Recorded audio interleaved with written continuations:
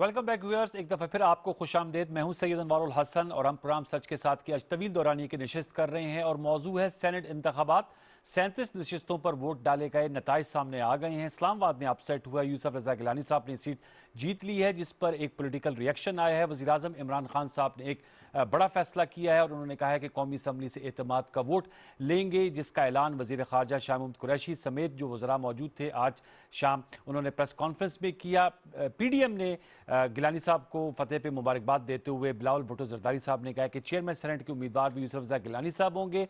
और ओवरऑल अगर देखा जाए तो सिंध, खैबर पख्तूनख्वा, बलूचिस्तान से जो नताइज सामने हैं और पंजाब से जो बिला मुकाबला मुंतखब हुए थे, तो PTI इस वक्त सबसे बड़ी अक्सरियती जमात बनकर सामने आई है। जाहिर सी बात है, जब 12 को या 13 को जो भी election commission of Pakistan schedule announce करेगा, चेयरमैन सेनेट का इलेक्शन होगा, वो भी अब दिलचस्पी इख्तियार कर जाएगा।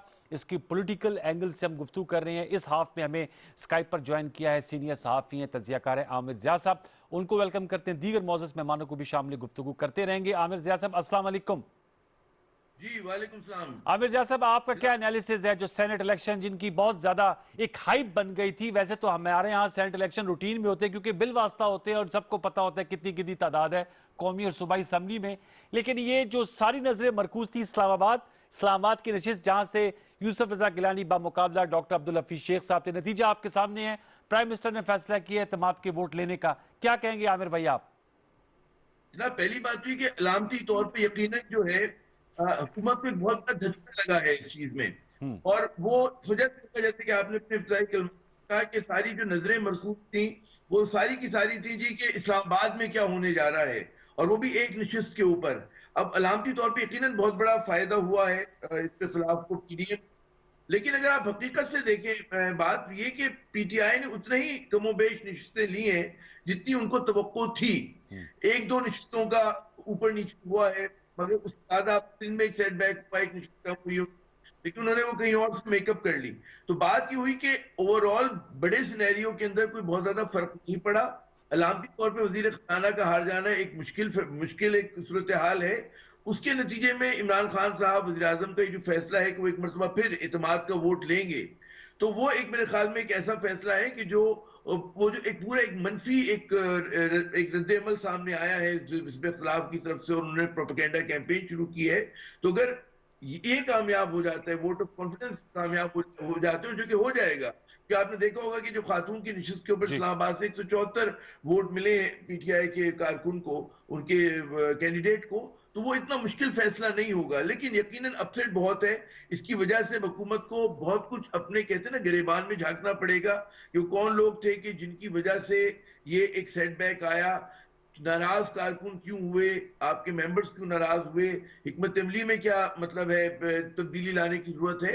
तो बहुत सारे सवाली निशान भी खड़े हो गए हैं इस पूरे उसमें अनवर साहब। और उसमें हुकूमत का ही काम है कि वो आने वाले दिनों में, हफ्तों में क्या फैसले करती है।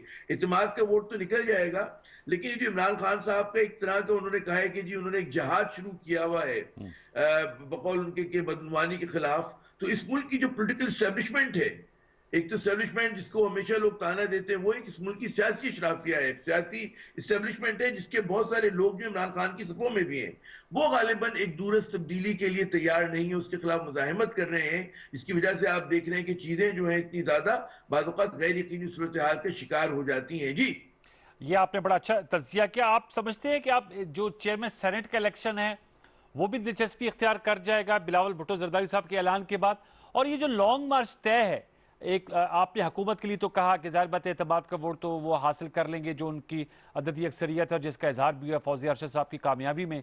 PDM की सियासत को आप समझते हैं, जैसे लाहौर के जलसे के बाद एक आम तजिया ये था कि उनको इससे नुकसान हुआ, फायदा नहीं हुआ, इंपैक्ट नहीं बना। आज की जो जीत है, जिसका आपने कहा कि इलामती तौर पे उनको फायदा हुआ और हुकूमत को धचका लगा है, पॉलिटिकली स्पीकिंग आप समझते हैं PDM की सियासत अब आगे किन खतूत पे बढ़ेगी? अब चेयरमैन सेनेट के इलेक्शन पे उनका ज्यादा फोकस होगा या 26 मार्च को जो उन्होंने लॉन्ग मार्च की कॉल दी हुई है उस पर तवानाइयां ज्यादा सर्फ होंगी? डॉक्टर साहब, दो तीन बातें होंगी, कई महाजों पे बातें होंगी। यकीनन जैसा आपने फरमाया कि सेनेट चेयरमैन का जो इलेक्शन, उसमें सबकी नजरें गड़ी होंगी, लेकिन पहला जो होगा, फिर मैं कहूंगा अलामती सियासत परसेप्शन का खेल होती है। तो आप ये देखिएगा कि मीडिया की हद तक बहुत ज्यादा जारहानापन और ज्यादा आ जाएगा PDM में। और जो PDM का लाइक माइंडेड मीडिया है, उसको भी आप देखेंगे कि जो एक ट्रेडिशनली पीटीआई के खिलाफ और उसके खिलाफ एक वो करता रहता है, पोजीशन लेता रहता है, तो आपको उसके अंदर, उस प्रोपेगेंडे के अंदर हुकूमत के खिलाफ जो एक शोर है, उसमें आपको एक इजाफा मिलेगा। बहुत सारे लोग ये सोशल मीडिया से लेकर जो मेन स्ट्रीम मीडिया पे ताने दे रहे होंगे हुकूमत को, ये कह रहे होंगे, जैसे आज भी मैं पीडीएम के लोगों को सुन रहा था कि उन्होंने कहा जी इमरान खान साहब जो हैं वो अखलाकी तौर पे जो है राइट टू रूल खो चुके हैं। तो इस तरह की बातें बहुत ज्यादा होंगी। तो एक तो मैं देखता हूँ कि इंटेंसिफाई होगी प्रोपेगेंडे की लड़ाई। फिर जैसे कि आपने बिल्कुल दुरुस्त कहा कि सेनेट चेयरमैन का जो इलेक्शन है उसमें बहुत नजरें गड़ी होंगी, बड़ा कांटे का मुकाबला होगा। यानी कि कमो पेश आप देखिएगा 19-20 का फर्क है हुकूमत में और इसके खिलाफ की सीटों में, और उसमें ज़ाहिर के आजाद उम्मीदवार भी हैं। तो वहां पर भी सीक्रेट बैलेट होगा, उसमें हुकूमत क्या अपने कार्ड खेलती है, किस तरह से खेलती है। यहां पे लग ये रहा था कि हुकूमत जो है इस पूरे मार्के के अंदर उसके पास इनिशिएटिव नहीं था, बल्कि जो चार्ज कर रहा था, जो जारहानापन था, वो पीडीएम की सियासत में था, और हुकूमत बहुत ही दिफाई हिकमत अमली अपना के बैठी हुई थी। तो हुकूमत को अपने इन आने वाले दिनों में अपना जो है they have to put their act together, और ज्यादा एक जारहानापन, क्योंकि जिस तरह की हमारे मुल्क में सियासत हो रही है उसमें सिर्फ असूल बहुत अजीज हैं, होने चाहिए, ईमानदारी होनी चाहिए, लेकिन साथ साथ क्योंकि इस निजाम के खमीर में टेढ़ापन है और उसमें आप सीधे चल के जीत नहीं सकते, तो आपको भी अपनी जो चाल है इस निजाम के हिसाब से मजबूत करनी पड़ेगी। और अगर आप नहीं करेंगे तो जो आज हुआ है, उस तरह का जो सदमा धचका पहुंचा है, वो दोबारा भी पहुंच सकता है, वो सेनेट के चेयरमैन के इंतखाब में भी पहुंच सकता है। तो ये यकीनन हुकूमत को अब उनका जो थिंक टैंक है उनको सोचना चाहिए कि जी हमें क्या करना है। फिर एक और चीज जो मेरे ख्याल में नसीहत है, और इसमें बड़ा लोगों का, जो पीटीआई के लोग हैं बाज, उनके एक लेजिटिमेट बाज लोगों की नाराजगी भी है, जो सेनेट के बहुत सारे कैंडिडेट्स का जो चॉइस था उस पर वो लोग खुश नहीं थे, जो बहुत सारे वुजरा के राब्ते में नहीं रहा करते थे, उससे जो बैक बेंचर्स से नाराज थे। तो इस तरह के जो वो होते हैं, मौके होते हैं, उसमें लोग अपना वो कसर भी निकालते हैं, क्योंकि हमारे यहाँ सिर्फ नजरियाती सियासत नहीं होती है, हमारे यहाँ अपीजमेंट की सियासत भी होती है। वो एक एमएनए एमपी तवक्को करता है कि वजीर आला हो या वजीर आजम हो, अगर उसको कुछ दे नहीं रहा, वजारत नहीं दे रहा, उसको कोई ठेका नहीं मिल रहा और चीजें नहीं मिल रही, तो कम से कम उससे राब्ते में रहे। तो यहाँ पर हमने देखा कि जाहिर है कि इमरान खान साहब का एक अपना मिजाज है, और वो काम पे अगर वो बहुत ज्यादा फोकस करते हैं तो उस तरह की जो सोशल समाजी मुलाकातें हैं उसमें उनकी इतनी तवज्जो नहीं होती। वो समझते हैं कि जी जो मेरी पार्टी में मेरे साथ है, तो वो मेरे ख्याल में ये भी खुल गया होगा कि जी ऐसा नहीं होता। जो ह्यूमन रिसोर्स को कहते हैं यस। टैकल करना होता है, 24/7 का काम होता है, वो खुद करें, अपनी किसी टीम के जरिए कराएं, तो उस पर भी उनको बहुत ज्यादा अपनी तवज्जो मरकूज करनी पड़ेगी। तो यकीनन प्रोपेगेंडा में कैंपेन ज्यादा देखता हूं, मैं देखता हूं कि जो सेनेट के इलेक्शन है बहुत ज्यादा दिलचस्प हो जाएगा, हुकूमत पे दबाव बढ़ेगा, और उस सिलसिले में फिर हुकूमत क्या जवाबी कार्रवाई करती है, वो किस तरह से दबाव का को रिएक्ट करती है, अब आने वाले दिनों में खुलेगा कि आने वाले दिनों में हुकूमत क्या हिकमत अपनी अपनाती। जी आपने बिल्कुल सही कहा कि पॉलिटिकल मैनेजमेंट जो है वो बहुत ज्यादा मैटर करती है। मैं इलेक्शन कमीशन ऑफ पाकिस्तान के हवाले से आमिर रियाज साहब आपसे जानना चाहूंगा। हमने देखा है कि डस्का का बाय इलेक्शन हुआ, उस पे इलेक्शन कमीशन ऑफ पाकिस्तान ने एक पोजीशन ली, और पूरे जो 20 पोलिंग स्टेशंस पे इतराज़ात थे, और 14 में फिर जो रिटर्निंग ऑफिसर ने बताया कि 14 पे इतराज़ात हैं, लेकिन उन्होंने पूरे हल्के में री इलेक्शन का अनाउंस किया और 18 मार्च डेट दी है। फिर यहाँ पर भी सुप्रीम कोर्ट की एक राय सामने आई, 5 रुकनी बेंच था, और उन्होंने कहा कि आप अगर जदीद टेक्नोलॉजी का इस्तेमाल कर सकते हैं, सीक्रेसी एब्सोल्यूट नहीं होती, लेकिन इलेक्शन कमीशन ऑफ पाकिस्तान ने एक पोजीशन ली। आज हमने देखा जो वज़रा प्रेस कॉन्फ्रेंस कर रहे थे वो कह रहे थे कि ये जदीद टेक्नोलॉजी का अगर इस्तेमाल कर लिया जाता तो शायद ये इस्लामाबाद की जो सीट है उसमें ये 7 वोटों का मुस्तरद होना और 10 वोटों का दूसरी जगह चले जाना, शायद वो अमल ना होता। आप इलेक्शन कमीशन ऑफ पाकिस्तान के रोल को किस तरह देखेंगे इन प्रेजेंट सिनेरियो?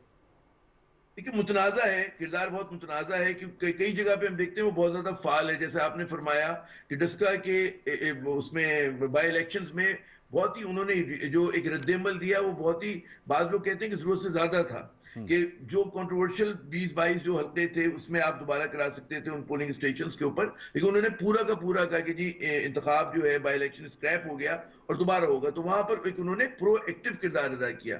फिर यहाँ पर हम देखते हैं कि एक वीडियो सामने आती है, और वो इनके गिलानी साहब के फर्जंद की, जी। और उसपे खुल्लम खुल्ला है कि जी वो लोगों को जो है रिश्वत दे रहे हैं, पैसों की बात हो रही है, उस पे कोई रद्द अमल सामने नहीं आता। अगर रद्द अमल फर्ज करें आता है, उस वक्त आता है कि जब इलेक्शन हो गया, लड़ाई हो चुकी, तो उस लड़ाई के बाद आपको घूसा याद आ रहा है, तो फिर काम नहीं करेगा, जैसा कि हमने देखा। यकीनन इलेक्शन कमीशन को इन चीजों को भी तवज्जो देनी चाहिए। दूसरी बात ये कि हुकूमत ने ये जो रिफॉर्म की बात की थी, ये बड़ा इन्होंने देर की थी, देर में की थी, यानी कि हथेली पे सरसों जमाने वाली बात थी कि हमारे मुल्क में जितनी सियासी पोलराइजेशन है, अगर उनको इलेक्टोरल रिफॉर्म्स करने थे सेनेट इलेक्शंस के लिए, तो वो मेरे ख्याल में अमल जो है कई माह पहले शुरू हो जाना चाहिए। तो उसके लिए जो एक कॉन्फिडेंस बिल्डिंग होनी चाहिए थी बाज हिजब इख्तिलाफ की जमातों से, वो जाहिर है कि उसका ना वक्त था ना उसका माहौल था।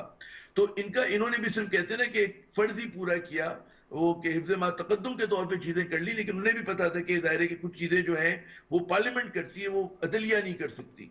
और हमारा इसमें बिल्कुल क्लियर है कि जी कहाँ पे जो है जो वोटिंग होगी वो खुफिया होगी और कहाँ पे आँख खुलकर होगी। तो इस चीजों में भी हुकूमत ने बहुत ज्यादा मतलब है मेरे ख्याल में एक कमजोरी का मुजाहरा किया। लेकिन जो आपका सवाल है, इलेक्शन कमीशन को एक तो फाल किरदार, एक तो बैलेंस होना चाहिए, तवाजुन होना चाहिए। फिर आज के दौर में इस बात को इंश्योर करना कि जी इंतखाबात जो शफाफ हों, साफ हों, गैर मुतनाज़ा हों, वो ये काम करने से कासिर है। और उसकी बड़ी वजह ये कि जी टेक्नोलॉजी का इस्तेमाल नहीं हो रहा, जो हम लोग कर सकते हैं वो भी नहीं कर रहे, आउट ऑफ द बॉक्स सोचने के लिए तैयार नहीं है।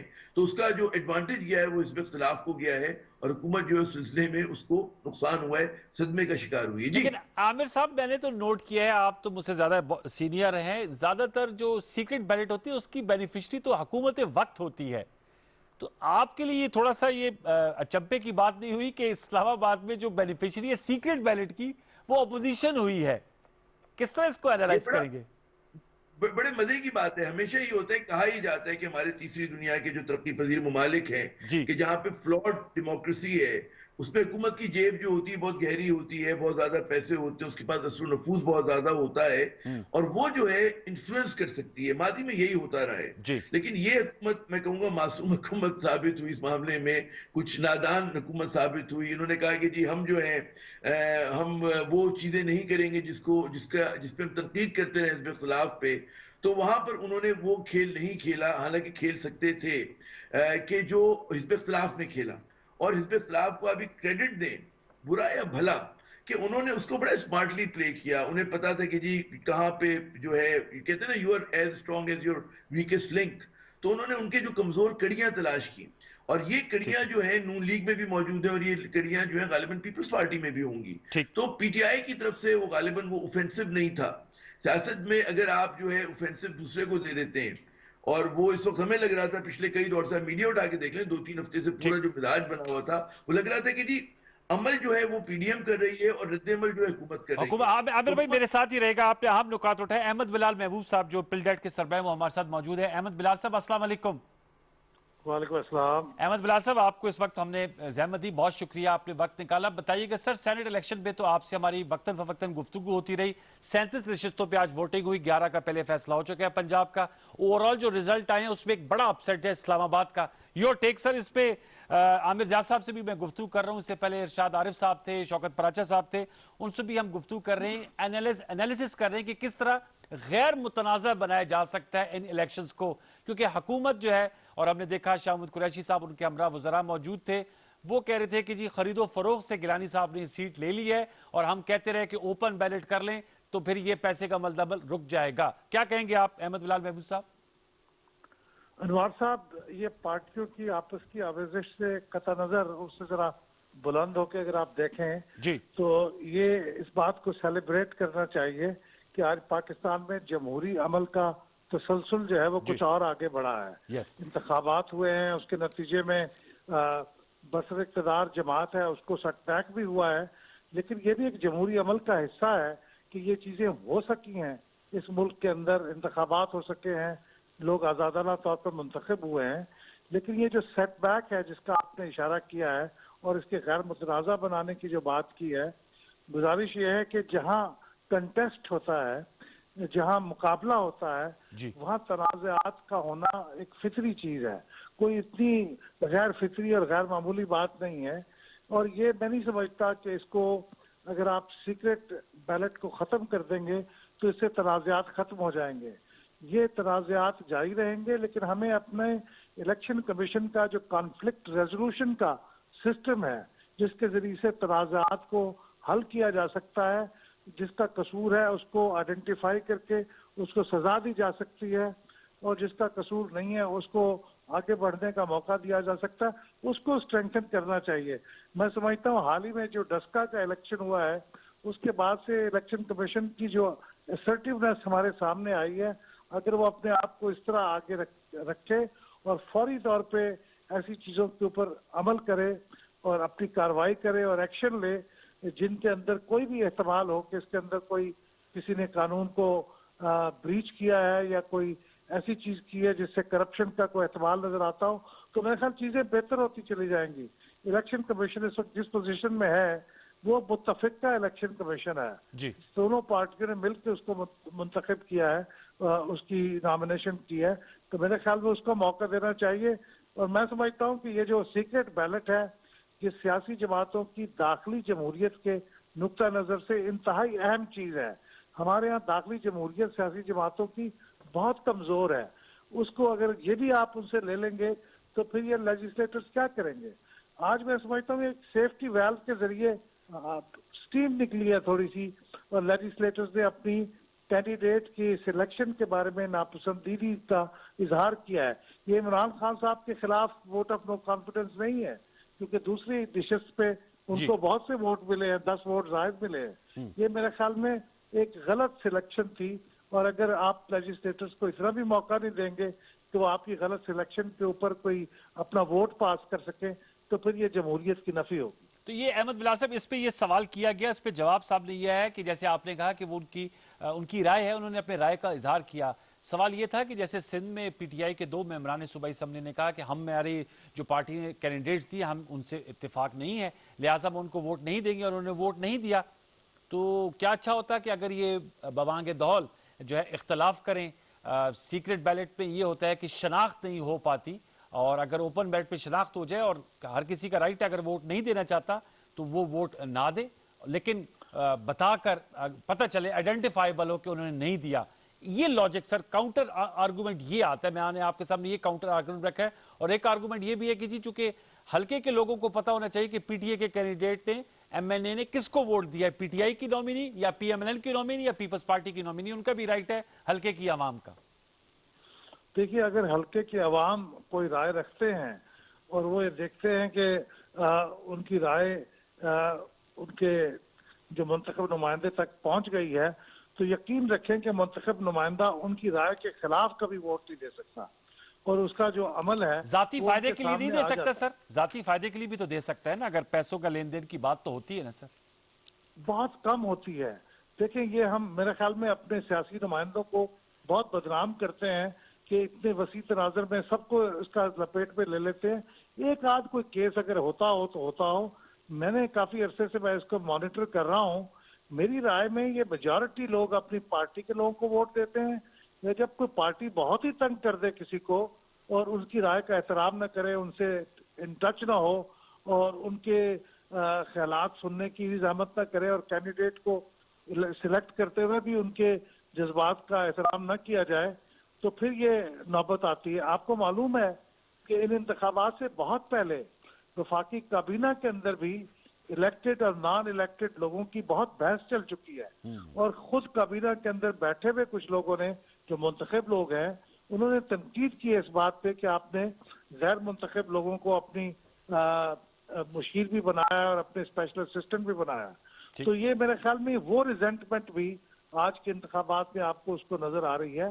तो मैं समझता हूँ कि इसको अगर आप ये कहेंगे कि बरमला आके इजहार करें, तो आप देखें कि सिंध असेंबली में आपने जिन 2 लोगों का जिक्र किया है उनका क्या हशर हुआ है। उनको जदोकोप किया गया है बिल्कुल चैम्बर के अंदर, ये बहुत शर्मनाक था। तो हमारे मुल्क के जो लॉ एंड ऑर्डर की सिचुएशन है उसमें तो लोगों की जिंदगियां महफूज नहीं है, और उनके ऊपर इस तरह के लोग अगवा भी होते रहे हैं। तो मेरे ख्याल लोगों को आज़ादी के साथ अपनी राय के इजहार का ये मौका उसी सूरत में हो सकता है अगर उनको सीक्रेट बैलेट के जरिए से ये करने दिया जाएगा। मेरे साथ थोड़ी देर रहिएगा अहमद बिलाल साहब। रजा रूमी ने हमें ज्वाइन किया, बहुत शुक्रिया रजा रूमी साहब, आपने हमें ज्वाइन किया। सर, आपके क्या एनालिसिस हैं? आमिर ज़िया साहब की गुफ्तगू हमने सुनी, अहमद बिलाल महबूब साहब हमारे साथ हैं, आप रजा क्या कहेंगे? आप भी समझते सीक्रेट बैलेट ही होना चाहिए, या किसी मौके पर इसकी जो आइडेंटिटी है वो इलेक्शन कमीशन ऑफ पाकिस्तान के पास ही हो? अगर कोई आपको लगे कि कोई चीज ऐसी हेरा फेरी हुई है तो उसकी निशानदेही हो सके, या आप समझते हैं इसको प्योरली सीक्रेट बैलेट होना चाहिए? और जैसे अहमद बिलाल साहब कह रहे हैं कि अगर कोई रिजेंटमेंट है वो उसका इजहार सीक्रेट बैलेट के तहत वोटर्स जो कि जाहिर बात है इस सिलसिले में मेंबरान असम्बली थे वो कर सकते हैं। जी देखिए, जहाँ तक मेरा ख्याल है उसमें तो बड़ी एक बात है कि पॉलिटिकल पार्टीज जो है सारी हमारी, उन सब ने इसके ऊपर उनकी राय रही है। जो अभी पीडीएम में जमाते हैं चार्ट ऑफ डेमोक्रेसी में, ये बात उन्होंने भी कही थी कि वो तरीकाकार बदलेंगे। लेकिन देखिए, ये मेरी राय जो या किसी और की राय जो है, वो यहाँ पर उसका जो हवाला जो है वो कम असर रखेगा। असल बात यह है कि ये हमारी पार्लियामान ने फैसला करना है, जी। जो लोगों के नुमाइंदे हैं 2/3 अक्सरियत से, जो आइन में तरीकाकार वजह है। आखिर जो जब ये एक आइन बन रहा था तो कोई उसमें वजूहात ही होंगी जिनकी बिना पर इस सेनेट के इलेक्शन को खुफिया रायशुमारी के जरिए रखा गया, जबकि प्राइम मिनिस्टर के इलेक्शन को या दीगर एक दो और है केसेस जहाँ पे शो ऑफ हैंड्स हो। तो ये मेरे ख्याल से, मेरी दानिश में तो ये सुप्रीम कोर्ट ने भी बहुत वाज़ेह अंदाज में कह दिया है कि ये पार्लियामेंट को ही इसमें आइन को बदल सकती है। हाँ, आइडेंटिफाइबल करना वगैरह, फिर उसमें सीक्रेट बैलेट सीक्रेट नहीं रहता, ठीक। ये एक बात तय है। यहाँ पर जो हुआ है इसका सीक्रेट बैलेट से कोई ज्यादा ताल्लुक नहीं है। यहाँ पर जो हुआ है अभी, जिस तरह अहमद बिलाल महबूब साहब कह रहे थे कि एक कैंडिडेट की सिलेक्शन जो है उसके ऊपर पार्टी के अंदर बहुत तहफ्फुज़ात थे। आपने देखे, कई वीडियोस चल रही हैं पिछले चंद दिनों से सोशल मीडिया के ऊपर, जहां पर पीटीआई के एमपीएस और चंद वो बदमला इजहार कर रहे हैं कि वो नहीं देंगे वोट उन लोगों को जिनके ऊपर वो समझते हैं कि पीटीआई से उनका ताल्लुक नहीं है। तो ये एक बड़ी जेन्युइन चीज है। सियासी वर्कर जो होते हैं वो अपना भी देखते हैं, अपनी पोजीशन देखते हैं, उनके अपने हल्के होते हैं, और फिर पार्टी का होता है इशू। तो यहाँ पर मेरे ख्याल से ये हफीज शेख साहब की जो नॉमिनेशन थी ये खान साहब के गले पड़ गई। और दूसरी तरफ आपको पता है कि ऑपोजिशन भी बड़ी मुत्तहद है इस वक्त। उन्होंने पहले तो वो सब अपनी अपनी रागनी अलाप रहे थे, अब वो पीडीएम के तहत जमा हुए हैं। तो इसलिए उन्होंने भी अपना आज मौका समझा कि एक मौका था हुकूमत को बताने का कि भाई हम भी पड़े हैं राहों में। तो ये वाली चीज है कि दोनों तरफ से ये मामला हो गया। मेरे ख्याल से इसको इसी तनाजुर में देखना चाहिए कि जो टिकटें हैं वो किस तरह से तकसीम की गई। देखिए, एक और अब्दुल कादिर साहब सेनेट में आए हैं, उसके ऊपर भी मैंने बहुत सी वीडियोस देखी और तहफ़्फ़ुज़ात सुने पीटीआई के एमपीएस से बलूचिस्तान में कि भाई ये पार्टी में नहीं है तो उनको क्यों टिकट दिया। अभी पीटीआई ने उनका टिकट ले लिया, जी। लेकिन मेंबर्स ने वोट किया उनको। अब ये भी देखिए ना, ये कुछ अजीब पिंग पोंग वाला मामला हो रहा था। तो मेरे ख्याल से टिकटों की तकसीम जो है वो नजरियाती पार्टी के लोगों को ही मिलनी चाहिए। सेनेट जो है वो बड़ी अहम इदारा है, ठीक कह रहे उसमें हैं जब आप इस नासिर आ जाते हैं तो फिर वो मामला गड़बड़ हो जाता है। रजा रूमी साहब, इस पे भी आपका मैं ओपिनियन लेना चाहूंगा। प्राइम मिनिस्टर इमरान खान साहब ने फैसला किया है कि वो कौमी असम्बली से एतमाद का वोट हासिल करेंगे। इस पे आपकी क्या राय है? क्योंकि इस यूसुफ रजा गिलानी साहब की विक्ट्री के बाद बिलावल भुट्टो जरदारी साहब और हमारे शो में फैसल करीम कुंडी साहब भी कह रहे थे कि जी, चूंकि ये 1-on-1 इलेक्शन था और कौमी असम्बली में 164 वोट पड़े हैं और हमारे उम्मीदवार को 169, तो लिहाजा जो एतमाद है वो उन्होंने खो दिया है। जाहिर बात है इसकी कोई कॉन्स्टिट्यूशनल रिक्वायरमेंट नहीं है, लेकिन प्राइम मिनिस्टर साहब ने यह फैसला किया। इस फैसले को आप किस तरह देखते हैं? मेरे ख्याल से ये अच्छा सियासी स्टेप है और बड़ी जल्द उन्होंने फैसला किया, इससे पहले कि मामला हाथ से निकले और ऑपोजिशन इस आज की इलेक्शन को इस्तेमाल करे कि जी आप वो, मैंने देखा बिलावल भुट्टो का बयान कि आप इस्तीफा दे दें जी। या दीगर सच कॉल्स, तो वो खुद ही जाकर अपनी मेजोरिटी साबित करते हैं। ये तो अच्छी सियासी मूव है एक चेस के ऊपर। लेकिन ये अगर चेस की रिक्वायरमेंट तो नहीं थी, लेकिन देखें जो आज हुआ है एमएनएस की, जब जो एमएनएस ने अपना झुकाव दिया, अगरचे कि गिलानी साहब थोड़ी सी मार्जिन के साथ ही जीते हैं, लेकिन आपको पता है जो इस तरह की पार्लिमानी जमहूरियत में एक वोट पर भी हुकूमतें चलती हैं। बरतानिया में, हिंदुस्तान में, हत्ता के पाकिस्तान में जमाली साहब जब थे जमाली यहाँ साहब वजीर भी आजम, मरहूम भी थे, उनकी हुकूमत। उनका वोट था। जी। तो ये एक लम्हा फिक्रिया तो है बिल्कुल, और मेरे ख्याल से इसको जल्द ही गवर्नमेंट को क्लियर कर देना चाहिए, क्योंकि ये फिर ऑपोजिशन के बयानियों को मजीद आगे बढ़ाएगा। अहमद जी। बिलाल साहब, यही सवाल आपके लिए, आप क्या समझते हैं जो प्राइम मिनिस्टर साहब का फैसला आया है, जिसकी अनाउंसमेंट कैबिनेट मिनिस्टर्स कर रहे थे इत्तेमाद के वोट के हवाले से? मेरे ख्याल में इमरान खान साहब का फैसला जमहूरी और पार्लिमानी रिवायात के मुताबिक है और बड़ा बरवक्त है। उनको फौरन फैसला किया उन्होंने, बहुत अच्छी बात है। और ये सियासी तौर पे भी उनको ये जो सेटबैक हुआ है इस नशिस्त के ऊपर अपने उम्मीदवार की शिकस्त की सूरत में, उसको उसके असरात से निपटने में भी उनकी मदद करेगा। ये अलबत्ता इसके बारे में मुख्तलिफ आरा हो सकती है कि क्या वो पूरी तरह से सेटबैक के जो असरात है उसको न्यूट्रलाइज कर सकेंगे, या ये इतना बड़ा सेटबैक है कि अब उनकी हुकूमत जो है वो काफी कमजोर हो जाएगी और अब शायद अपोजिशन इससे फायदा उठा के ज्यादा एतमाद के साथ उनके खिलाफ तहरीक को आगे बढ़ा सकेगी। ये एक अलग से बहस है, लेकिन मेरे ख्याल में उनका ये इकदाम है, अच्छी बात है, खुशायद है, इसको वेलकम करना चाहिए। अहमद बिलाल साहब, और ये जो इत्तेमाद का वोट है ये तो ओपन होता है ना, बाय डिवीजन? जी, और ये न सिर्फ ये कि ये, बल्कि इसके नतीजे में अगर कोई अपनी पार्टी को वोट नहीं देता तो उसकी डिफेक्शन क्लॉज उसके ऊपर अप्लाई होगी और वो डिस्क्वालीफाई भी हो जाएगा। तो इसलिए ये वो आजादाना राय नहीं है जिसका इजहार उन्होंने हफीज शेख साहब के खिलाफ वोट दे के किया है।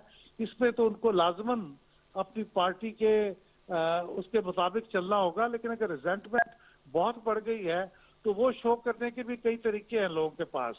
वो लोग किसी न किसी तरीके से वो पहुंचने से कासिर रहते हैं, अगरचे अब्सटेन करना भी जुर्म है, लेकिन वो नहीं आएंगे, हाजिर नहीं होंगे, बीमार हो जाएंगे, ये भी एक तरीका हो सकता है। लेकिन मेरा ख्याल ये है कि वजीर आजम एतमाद का वोट हासिल कर लेंगे, क्योंकि जनरली सेनेट का इलेक्शन उनके खिलाफ एक general vote of no confidence नहीं है, क्योंकि इस्लामाबाद की दूसरी नशिस्त पे देखिए 10 वोट ज्यादा लेके वो खातून जीत गई हैं जो इसी पार्टी की नामिनी और इमरान खान साहब की नॉमिनेटेड कैंडिडेट थी।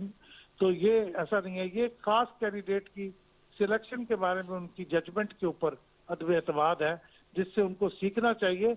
और पार्टी को भी मेरे ख्याल में ये सीखना चाहिए कि बजाय इसके कि वो वही नैरेटिव अलापते रहें कि वो पैसा चल गया और ये करप्शन हो गई, मैं ख्याल उन्हें इनकी वजूहात के ऊपर जरा गहराई से गौर करना चाहिए, तज्जिया करना चाहिए और ये कह के मुतमईन नहीं हो जाना चाहिए कि ये सब कुछ बस सिर्फ पैसे की वजह से हुआ है। मेरा ख्याल ये पैसे की वजह से नहीं हुआ, ये लोगों ने जेन्युइनली एक शिकायत का इजहार किया। लेकिन अहमद साहब, वो जो वीडियो आई है उनके साहबजादे की, उसमें तो वोट जाया करने के तरीका भी सिखा रहे हैं ना, उसने भी तो डैमेज किया है, धचका तो लगा है साख को, गिलानी साहब को सियासी तौर पे। वो कल तक तो ये ख्याल ये था कि वो धचका गिलानी साहब को लगा, वो धचका, उसकी बदनामी जो है वो तो गिलानी साहब के हिस्से में आई और ख्याल ये था कि उससे वो शायद जानवर नहीं हो पाएंगे, वो नहीं जीत सकेंगे उसकी वजह से। लेकिन मैंने उस जो मैंने वीडियो देखी है उसके अंदर जो गुफ्तगू हो रही है और जो सियाको सबाक अली गिलानी ने पेश किया है, वो तो लोग उनसे पूछ रहे हैं कि साहब अगर ये हमें, वो कह रहे हैं कि हम एक निशान ज़दा बैलेट पेपर पे पहले ही निशान लगे होंगे, तो अगर इस तरह हो गया तो हम किस तरह उसके खिलाफ वोट दे सकेंगे। तो उसका उन्होंने बताया कि तुम उसके बारे में बाद ये भी निशान लगा दो, उससे वोट जाया शायद हो जाए। तो इस तरह की गुफ्तगू थी, को पैसे के लेन देन की तो बात नहीं हो रही थी। आमिर जिया साहब, आपने वीडियो देखी होगी, आप समझती है सिर्फ वो इसी तक महदूद होगी गुफ्तगू, या ज़ाहिर बात है नासिर हुसैन शाह साहब से भी गुफ्तगू जो है वो भी, उसकी ऑडियो भी आई है, पैसे, मुराद, प्रिविलेजेस, इसकी बातचीत तो हो रही थी ना सर, तो दाल में कुछ काला तो जरूर हो रहा था। नहीं, दाल में तो खैर बहुत कुछ काला है और बात दाल की पूरी काली होती है। लेकिन बिलाल हफीज आपने बात की ना कि पैसा ही एक फैक्टर नहीं है, और भी उसमें अवामिल है कि जिसकी वजह से ये सदमा झेलना पड़ा पीटीआई को। लेकिन मैं ये कहूंगा जो दीगर अवामिल में जो सबसे बड़ा उसमें जो फैक्टर है वो पैसे का ही है। वो यही है कि जी जिस तरह से लोगों की लॉयल्टी, तो पहले जो मैंने पहले भी हम लोगों ने प्रोग्राम पहले से डिस्कस किया कि उस महाज पर पीटीआई ने कोशिश ही नहीं की कि जी ये कोशिश करे कि जी जो अपोजिशन पार्टीज हैं उनके अपने जो एमएनएज हैं, उनके एमपीएज हैं, उस वहां लड़ाई को लेके जाए। तो वो मेरे ख्याल में हमें नजर नहीं आया, कम से कम अपेरेंटली नजर नहीं आया। अगर होता तो यकीनन पीडीएम की तरफ से शोर भी होता उस चीज का। तो एक वन साइडेड असॉल्ट जो पीडीएम की तरफ से था, और जाहिर उन्होंने जो उनकी शिकायतें थी बैक बेंचर्स की पीटीआई में, उसको भी एक्सप्लॉइट किया। जहां पर पैसे मुबैना तौर पर दिए जा सकते थे उसकी भी बात हुई, कहीं पर और कुछ वादे हुए होंगे, बहुत सारी चीजें हैं जो मेरे ख्याल में हमें नहीं पता चल सकती कि पसे पर्दा क्या हुआ, लेकिन वो फैक्टर यकीनन बहुत अहम रहा। लेकिन उसमें एक बात, कई चीजें सामने आई है, तो आपको ये नजर आया कि जी इस निजाम के अंदर जो खामियां हैं वो बहुत सामने घूम के आ गई हैं। जिस तरह के कैंडिडेट सामने आए की तरफ से भी और जो खिलाफ की तरफ से भी, बहुत सारे जो कैंडिडेट्स हैं उन पे सवालिया निशान है, उनके माजी पे सवालिया निशान है, उन पे जिस तरह के मुकदमात हैं, ये बिल्कुल एक मेरे ख्याल में लोगों के लिए लम्हा फिक्रिया होना चाहिए कि हमारी जमहूरियत में इस तरह के लोग जो हैं वो क्यों पनपते हैं, क्या वजह है कि मतलब है केसेस भी होते हैं, वो नाम भी जो है क्लियर नहीं करा पाते, लेकिन उसके बावजूद इस सिस्टम में उनके लिए जगह बनती है। क्वेश्चन मार्क, या तुम कहें जी ऐसे ही चलना है तो बिल्कुल चलता रहेगा, और लेकिन अगर किसी को तब्दील करने की बात है तो वो कम से कम एजेंडे पर होनी चाहिए, वो मीडिया के ऊपर बात होनी चाहिए कि हमारे निजाम के जो फ्लॉज हैं, कमजोरियां हैं, वो सारी की सारी सामने आ गई हैं। आप सेनेट के इलेक्शन को गैर मुतनाज़ा बड़ा आसानी से बना सकते हैं, आप क्यों नहीं मुतनासिब नुमाइंदगी की बात करते? वहां पे कोई गुंजाइश नहीं होगी, ना पैसे देने की होगी ना पैसे लेने की होगी। आप याद करें कि जब सेनेट चेयरमैन का इलेक्शन हो रहा था माजी में, तो यही पीडीएम थी जो इल्जाम लगा रही थी कि जनाब संजलानी साहब को जो है उनके लोगों की फौदारियां खरीदी, एक चीजों से कभी हुकूमत को धचका पहुंचेगा, कभी इस पे खिलाफ को पहुंचेगा, इस बार हुकूमत को पहुंचाए। इसका एक बड़ा आसान हल है कि जी जिसकी नुमाइंदगी हो, ठीक। प्रोपोर्शनेट रिप्रेजेंटेशन, और जाहिर है बिल्कुल जो रूमी कह रहे थे, सही कह रहे थे कि वो जो है पार्लियामेंट का काम है, लेकिन जो प्रेशर ग्रुप्स होते हैं, मीडिया होता है, वो इन इश्यूज को रेज करता है ताकि वो अपने मौजूद जो पार्लिमानी जो मेंबर्स हैं, पार्लियामेंट के मेंबर्स हैं, उनके सामने दरखास्त करें कि जनाब आप लोग डिस्क्रेडिट हो रहे हैं, अवाम जो है आपकी बातों को पसंद नहीं करे। टीवी पे यकीन बड़ा मेला लगा हुआ है कि जरदारी साहब ने बड़ा अच्छा वार किया और उनकी जो हिकमत अमली बड़ी कामयाब रही, और मरियम साहिबा ने ललकारा, उसके जवाब में फिरदौस आशिक अवान साहिबा ने बड़ा अच्छा ट्वीट किया है, जुमला कहा। ये सब मजे की बातें चलती रहती हैं, और दोनों ही इसमें आप देखें, हिजब इख्तिलाफ हो, हुकूमत हो, इसी तरह की बातें होती हैं, लेकिन जो मीनिंगफुल प्रो पीपल बातें होनी चाहिए, जो बड़े बड़े गंभीर मसाइल हैं, वो सब पर से पुश चले जाते हैं। हमारे यहाँ सिर्फ जो है स्कोर सेटलिंग होनी होती है, हो रही होती है। आप देखेंगे इस मुल्क को इश्यूज क्या दरपेश हैं, और हमारा मीडिया 95% 98% किन चीजों पर बात करता है, ये हमारे लिए बहुत बड़ा एक सवाल है और सवालिया निशान है। और इसके बारे में मेरे ख्याल में बतौर कलमकार, बतौर सहाफी, मीडिया पर्सन, हम सबका काम है कि शूट आए।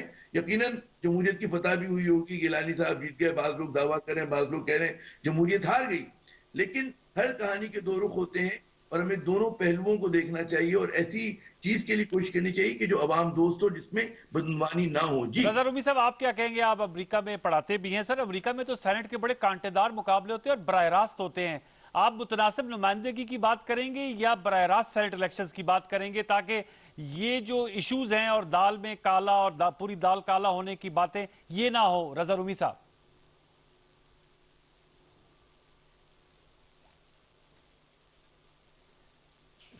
रजा भाई, अपना स्काइप अनम्यूट कर लें। जी, अब ठीक मैं है। तो ये समझता हूं कि सेनेट के इंतखाबात बराह रास्त होने चाहिए। आपने अमेरिका का हवाला दिया, और भी दीगर ममालिक हैं जहां पर ये डायरेक्टली इलेक्टेड होते हैं। ये सबसे बेस्ट तरीका है। अवाम को डायरेक्टली इसमें इन्वॉल्व होना चाहिए। ये इनडायरेक्ट मेथड में जो पैसे वाले लोग हैं, जो ताकतवर सिफारिशी लोग हैं, वो आगे आ जाते हैं। यस। ये जो अभी सेनेट में भी इलेक्ट हुए हैं, इनमें से कितने ऐसे हैं कि जो कि इस अहल हैं कि उनको सेनेट में होना चाहिए, सूबों की नुमाइंदगी करने के लिए, आला खाते की कानून साजी देखने के लिए, या बजट को देखने के लिए।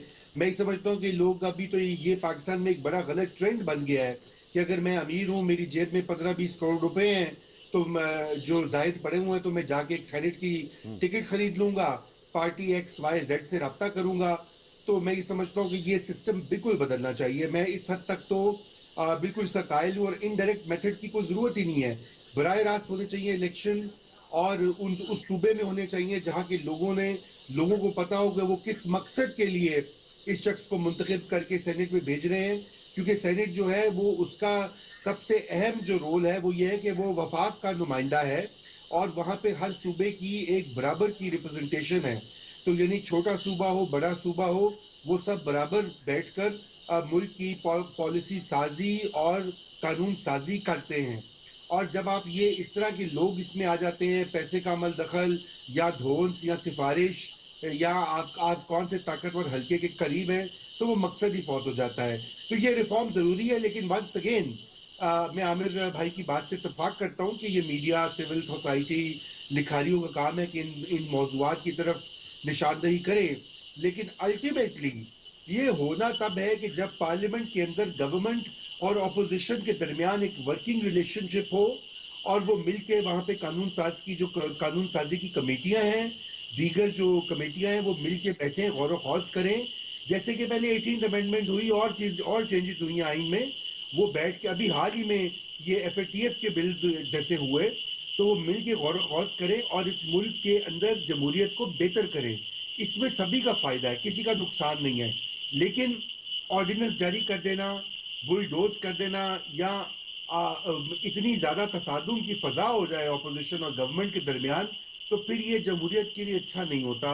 और यही वजह है कि आज ये सब हम जो देख रहे हैं, इस वक्त जो टेंशन और अनसर्टेनिटी और जो एक ड्रामा लगा हुआ है, वो यही वजह है कि ये हमारे यहाँ जो सियासी इलीट्स हैं, सियासी अशराफिया के मेंबरान जो हैं, वो मिल बैठकर मुल्क के मुस्तकबिल और मुल्क की जो असल मसाइल की तरफ तवज्जो नहीं दे रहे।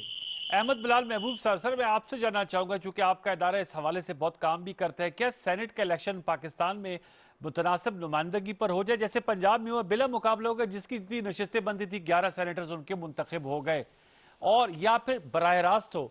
बसद एहतराम गिलानी साहब पाकिस्तान के वज़ीर आज़म रह चुके हैं, लेकिन मैं being a citizen of from Islamabad, वैसे मैं पाकिस्तान का शहरी हूँ लेकिन इस्लामाबाद में रहता हूँ, मैंने नोट किया है चाहे गिलानी साहब वो बेसिकली मुल्तान से हैं, अपना वोट रजिस्टर करा इस्लामाबाद से, यहाँ से सेनेटर इलेक्ट हो गए, और ये पहले नहीं है, इनसे पहले सरदार याकूब नासिर साहब बलूचिस्तान से ताल्लुक था, PMLN से राइला मगजी साहिबा सिंध से ताल्लुक था, इस्लामाबाद में वोट रजिस्टर कराया, सेनेटर बन गए। इसी तरह पलवा शाह खान साहबा कराची गई, वहां से अपना वोट इंदराज कराया और सेंटर बन गई। सर ये तो उन सूबे की नुमाइंदगी करनी होती है, उस इलाके की नुमाइंदगी करनी होती है, तो ऐसा होना नहीं चाहिए कि जी कतगल की जी जिधर से आपका ताल्लुक है वहीं से सेनेट के इलेक्शन लड़ें।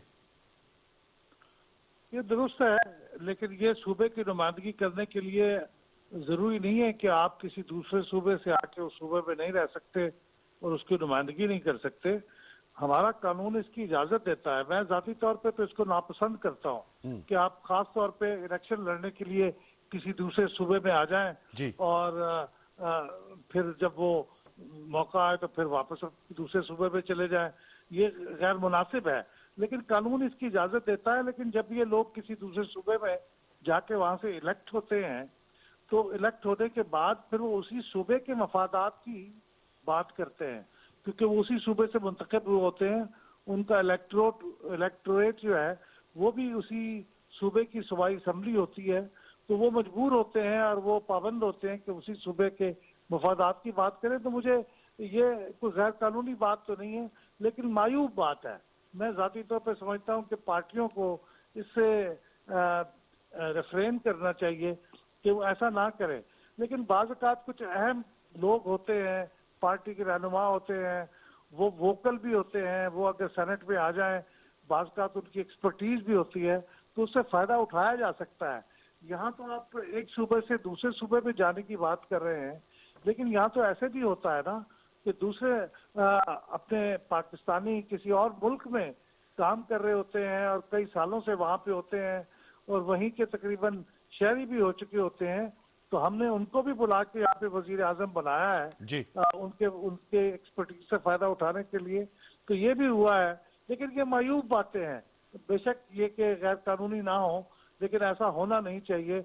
इतना ये कि कोई बहुत ही एक्सेप्शनल केस हो जिसमें किसी खिदमात से फायदा उठाना को बहुत ही मुल्क के फायदे में हो, तो उसके लिए एक्सेप्शन की जाए। और अहमद साहब ये तो आपने कहा एक्सेप्शन की जाए, जो मुतनासिब नुमाइंदगी से सेनेटर्स का इंतखाब होना चाहिए या बराह रास्त? आप भी इस राय, आपकी क्या राय है? अच्छा देखिए, मैं ये सारी चीजें ना एक कॉन्स्टिट्यूशनल स्कीम से जुड़ी हुई होती हैं। ये इन आइसोलेशन आप इसको तब्दील करेंगे तो कॉन्स्टिट्यूशन की जो पूरी स्कीम है उसके ऊपर असर पड़ेगा। मेरी राय में तो जो मौजूदा सिस्टम है इसी को जारी रहना चाहिए। अगर आप बराह रास्त करेंगे तो दो चीजें हैं। एक तो अमली बड़ी प्रॉब्लम ये है कि आपके पंजाब में मसलन कोई तकरीबन इस वक्त कॉन्स्टिट्यूंसी है नेशनल असेंबली की, उससे कोई 7-8 गुना बड़ी कॉन्स्टिट्यूंसी होगी एक सेनेटर की। अब इस कॉन्स्टिट्यूंसी में इलेक्शन लड़ने के लिए करोड़ों और अरबों की बात होने लग गई है। तो उस बड़ी कॉन्स्टिट्यूएंसी के अंदर जब आप इलेक्शन लड़ेंगे तो किस किस्म के लोग उसमें हिस्सा ले पाएंगे, एक बहुत बड़ी प्रैक्टिकल प्रॉब्लम है। हमारे यहाँ कॉन्स्टिट्यूएंसी का साइज पहले ही बहुत बड़ा है, और अगर वो 7-8 गुना बड़ी कॉन्स्टिट्यूएंसी सेनेटर की होगी तो उस पर इलेक्शन लड़ना एक बड़ा गैर अमली सी बात हो जाएगी, और बिल्कुल अरबपति लोगों का ही काम रह जाएगा। और दूसरी बात यह है कि फिर आपको अपने सेनेट अगर बराह रास्त मुंतखब हो तो उसके फिर आपको जो पावर्स हैं उनके अंदर इजाफा करना पड़ेगा। वो इस वक्त जो आपने एक कॉन्स्टिट्यूशनल स्कीम बनाई हुई है और मनी बिल जो है उसके ऊपर मंजूर करने में सेनेट का रोल नहीं है, फिर उसको भी वो रोल देना पड़ेगा। उसके नतीजे में वो जो हमारे यहाँ एक ऑटोनॉमी का जो एक बैलेंस है वो डिस्टर्ब हो जाएगा। तो इसके ऊपर मेरे ख्याल में बहस होनी चाहिए, और इसके ऊपर media, civil society, think tanks, इनके ऊपर बहस होनी चाहिए, और अगर कहीं इत्तेफाक राय हो जाए तो तब्दीली कर लेनी चाहिए। लेकिन मेरे ख्याल में वो जो ये इस वक्त जो होता है इलेक्शन सेनेट का, वो भी कहने को तो वो भी मुतनासिब नुमाइंदगी का होता है, लेकिन वो सिंगल ट्रांसफरेबल वोट के जरिए से होता है। लेकिन वो अगर मुतनासिब नुमाइंदगी का वो तरीका है जिसमें ऑटोमेटिकली लोग उस तरह मुंतखब हो जाएं लिस्ट सिस्टम में, तो वो भी हो सकता है। ओपन बैलेट की बजाय तो वो ज्यादा बेहतर है। लेकिन मेरे ख्याल में ये हमारे जो फ्रेमर्स ऑफ द कॉन्स्टिट्यूशन है, और उन्होंने ये जो तरीका सोचा है ये बड़ा सही सोचा है, और इसमें लोगों को अपनी आजादाना राय देके उसके जरिए से सूबे के नुमाइंदे मुंतखब। देखिए ना, एक सूबे का अगर कोई उम्मीदवार, कोई पार्टी ऐसा फजूल उम्मीदवार खड़ा कर दे जो लोग महसूस करें उस सूबे की असम्बली के कि हमारे सूबे की ठीक से नुमाइंदगी नहीं कर सकता। जैसे आपने अभी मिसाल दी कि एक सूबे से लोगों को दूसरे सूबे में मुंतकिल कर दिया जाए, अगर उस सूबे में वो रिजेंटमेंट है कि इसको क्यों लाए हो, तो उनको मौका होना चाहिए कि उसको शूट डाउन करें, उसको वोट ना दें। तो मेरे ख्याल में ये निज़ाम ही बेहतर है। और ये मुतनासिब नुमाइंदगी का जो ऑटोमेटिक सिस्टम है, जैसे हमारी खवातीन की मखसूस नशिस्तों पे या अकलियती भाइयों की नशिस्तों पे होता है का इंतखाब होता है, मेरे ख्याल में वो मेरे ख्याल है मुनासिब नहीं है।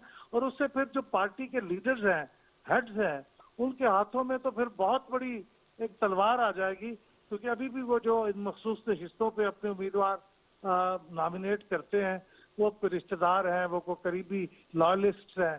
तो मेरे ख्याल में उससे तो बहुत बेहतर है कि इस तरह का निजाम ही चलता रहे। मैं आपसे जानना चाहूंगा आमिर ज़िया साहब, sir coming to power politics, मेरे ख्याल में ये सारी जो सेनेट के हवाले से इलेक्शन में हाइप बनी थी, ये सेनेट के कंट्रोल हासिल करने के हवाले से थी, क्योंकि पीटीआई को गिला ये है कि उनकी जो भी लेजिस्लेशन है वो कौमी असेंबली से पास होती है, सेनेट में जाके ब्लॉक हो जाती है।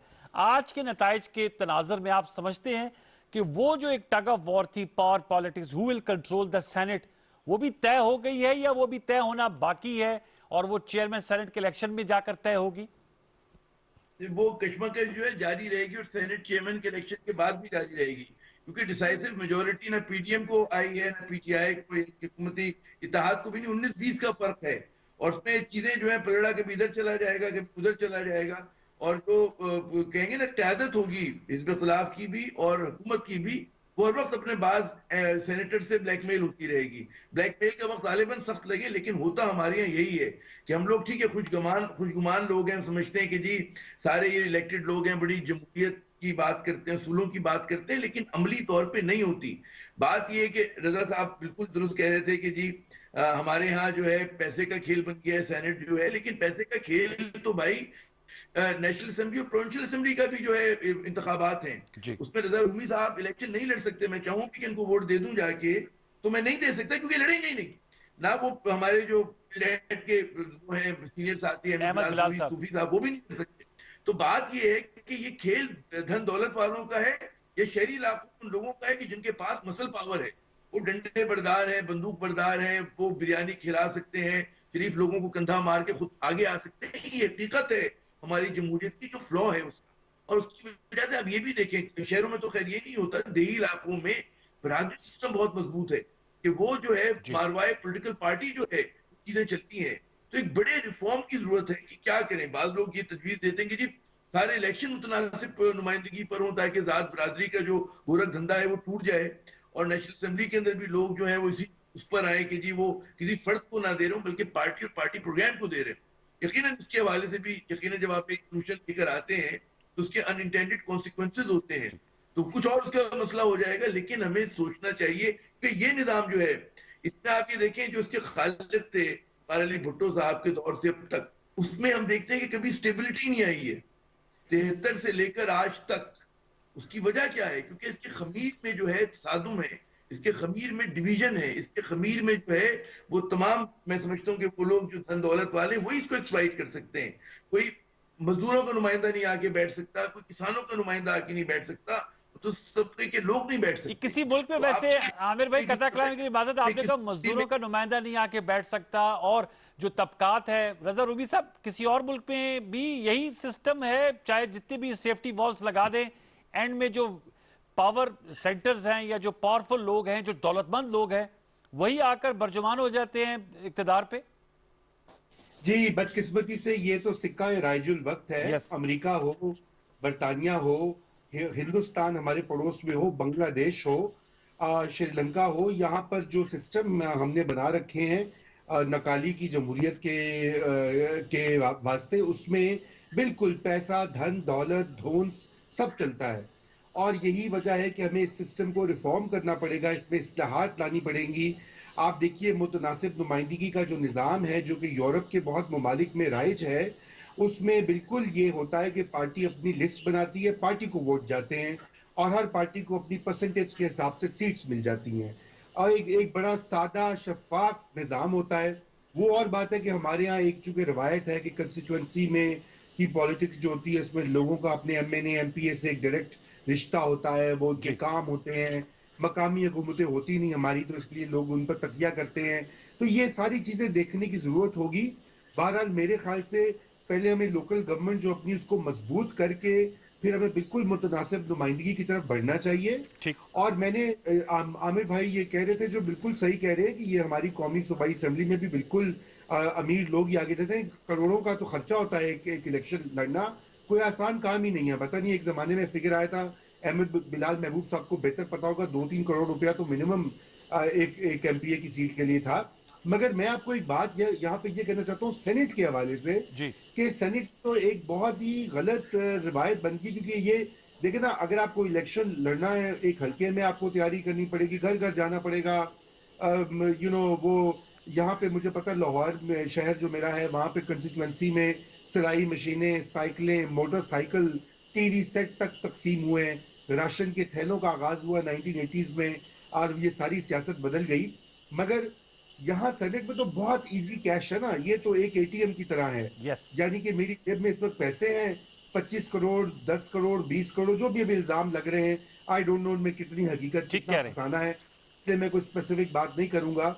लेकिन वो तो ये ना, मेरी जेब में पैसे हैं, मैंने दिए एक पार्टी को, या चंद MPs के ग्रुप को, और जी मेरा काम हो गया। तो ये जो बाइंग है ना, कि रेस्टोरेंट में जाकर अपनी मर्जी की सीट हाँ, खरीद ये जो लो, शॉपिंग है, ये तब इसका तदारक होना चाहिए। सर मेरा बहुत ख़त्म हो गया, लेकिन बहुत अच्छी पुरबख्श गुफ्तगू हुई। मैं तीनों मौजूद मेहमानों का बेहद मशकूर हूँ कि उन्होंने हमें ज्वाइन किया। रजा रूमी साहब, अहमद बिलाल महबूब साहब, आमिर ज़िया साहब, thank you so very much for your valuable input. Viewers, ये सेनेट का इलेक्शन था और उसके नताइज थे। अब आने वाले दिनों में देखते हैं कि इसके आफ्टर शॉक्स क्या आते हैं और मुल्क की सियासत क्या रुख अख्तियार करती है। आज के लिए यही कुछ। फेसबुक और ट्विटर पर अपनी राय से जरूर नवाजिएगा। इंशाल्लाह जिंदगी रही, सेहत रही। आपसे मुलाकात होगी कल रात 10:05 पर। तब तक के लिए सैयद अनवारुल हसन और सच के साथ की प्रोडक्शन टीम को इजाजत दीजिए। अपना बहुत सा ख्याल रखिए। अल्लाह ने के बाद।